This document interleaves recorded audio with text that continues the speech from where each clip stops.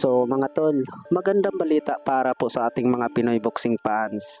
Sapagkat po ay kakatapos lang po ang laban sa ating pambatong IBF Super Flyweight World Champion Jeroen Angkahas versus Ruben Casero.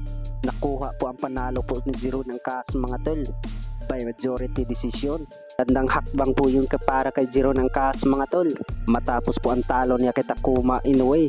At sinabi na din ni Jeroen Angkahas mga tol na babalik siya na malakas. At totoo po yung sinabi po ni Jeroen Angkahas mga tol. Bukod dyan ay may kartada itong si Jeroen Angkahas mga tol ng 36 wins, 24 knockouts at may 4 na talo. At sinabi na din sa MP Promotion President na si Sean Gibbons mga tol na isabak ulit sa world title itong si Jeroen Angkahas.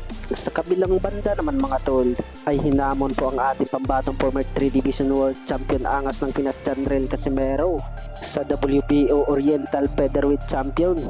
Itong si Mugichan Nakagawa mga tol ay under po ng Kameda Promotion dahil po ay pareho na po sila ng promoter itong si Jandrel Casimero mga tol. Samantala ay madaling ikasa lang po yan mga tol dahil po ay parehong Kameda Promotion. Magandang hakbang po yan para po sa ating pambato po ng angas ng Pinas Jandrel Casimero. Ay alam po ng karamihan na ban po sa Japan po isang taon po ang angas ng Pinas at matatapos na po ang ban po ng angas ng Pinas Jandrel Casimero ngayong buwan po ng October.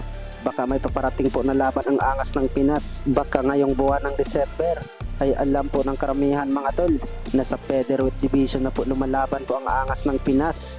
At marami ding nagsasabi mga tol na kayang-kaya daw po ng angas ng Pinas Jandrel Casimero sa featherweight division mag-champion. Kilalanin po natin mga tol ang mga champion po sa featherweight division. Number 1, WBC Featherweight World Champion Stephen Fulton. Number 2, WBA Featherweight World Champion Nick Bull. At number 3, IBF Featherweight World Champion Angelo Leo.